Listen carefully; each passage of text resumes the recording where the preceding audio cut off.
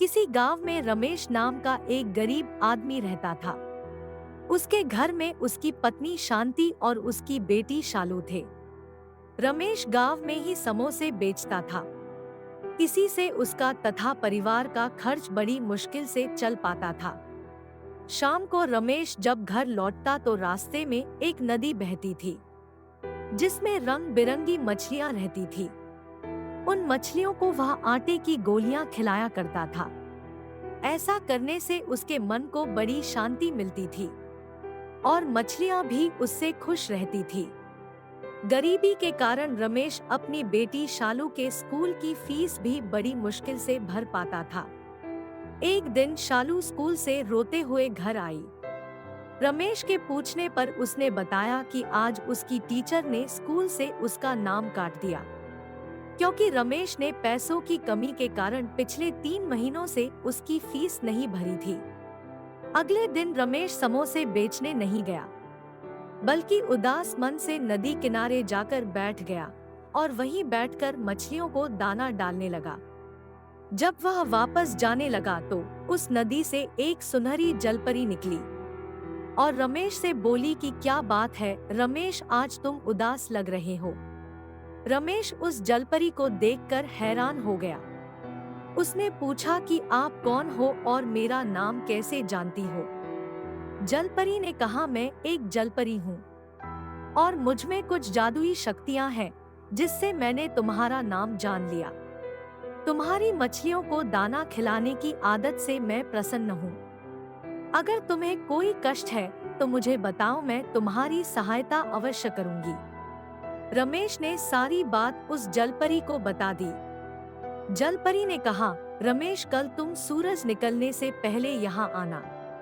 मैं तुम्हें सोने के सिक्कों से भरा थैला दूंगी, जिससे तुम अपने परिवार का खर्चा अच्छे से उठा सकोगे। यह सुनकर जलपरी वापस नदी में चली गई।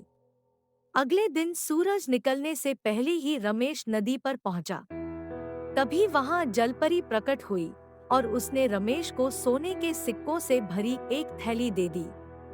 रमेश ने जलपरी को धन्यवाद दिया और मछलियों को दाना खिलाकर वापस अपने घर चल दिया। उस थैले को उसने एक सुनार को बेच दिया, जिससे उसे बहुत सारे पैसे मिले। सबसे पहले रमेश ने अपनी बेटी के स्कूल की फीस भरी, जिससे कि वह वापस अपनी पढ़ाई शुरू कर सके। कुछ महीने के बाद रमेश ने उन पैसों की मदद से एक छोटा सा होटल शुरू कर दिया। उस होटल से उसकी आर्थिक स्थिति अच्छी होने लगी तथा उसने एक पक्का मकान भी बनवा लिया। रमेश ने सोचा कि अब उसके पास अच्छा खासा धन हो गया है। अब वह जलपरी को धन्यवाद करके सोने का थैला उसे वापस कर देगा, क्योंकि अब वह मेहनत से व्यापार के द्वारा अपने परिवार का खर्च चला सकता है। ऐसा सोचकर वह रात को जल्दी सो गया। उसी गांव में महेश और चमन नाम के 2 व्यक्ति रहते थे। वे रमेश की सफलता से ईर्ष्या रखने लगे कि वह इतनी जल्दी कैसे धनी व्यक्ति बन गया। किसी तरह उन्हें सोने के सिक्के वाली बात पता चल गई। अब तो महेश और सुरेश ने एक योजना बनाई कि कल जब वह नदी के पास जाएगा तो हम उससे सोने के सिक्कों की थैली छीन लेंगे। योजना के अनुसार दोनों ने रमेश का पीछा किया। वे नदी के पास ही एक झाड़ी के पीछे छिप गए। रमेश ने जलपरी को थैला वापस करते हुए कहा कि जलपरी, तुमने मेरी बहुत मदद की है और तुम्हारे कारण मैं अब एक धनी आदमी बन गया हूँ। साथ ही मैंने अपना व्यापार भी शुरू कर लिया है, इसलिए मैं यह सोने के सिक्कों की थैली आपको लौटाना चाहता हूँ। जलपरी रमेश की ईमानदारी से बड़ी प्रसन्न हुई। अभी वह बात कर ही रहे थे कि महेश और चमन दोनों ने रमेश को पकड़ लिया और उसे धमकाने लगे और थैला देने के लिए कहा। यह देखकर जलपरी ने अपनी छड़ी घुमाकर उन दोनों को बेहोश कर दिया।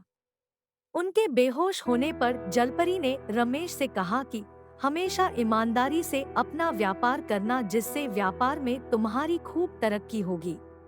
यह सुनकर रमेश ने जलपरी से वादा किया कि वह ईमानदारी और पूरी लगन से काम करेगा।